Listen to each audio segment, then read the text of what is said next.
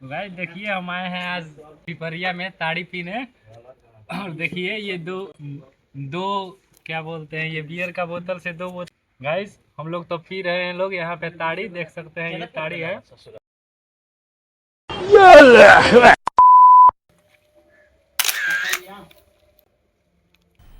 मजा आया।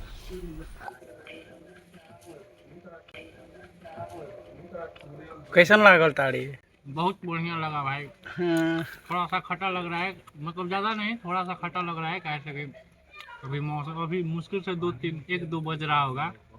शाम के समय ताड़ी बढ़िया लगता है और सुबह के समय दोपहर में उतना अच्छा नहीं लगता है, इसीलिए टेस्ट के अनुसार बहुत बढ़िया लगा। नशा भी लगता है भाई। हाँ नशा लगता है, थोड़ा थोड़ा लगता है। जितने धीरे धीरे पियेंगे उतने बढ़िया से नशा लगेगा, तो इसीलिए आज नशा करके ही जाएंगे यहाँ से, वही ताड़ी का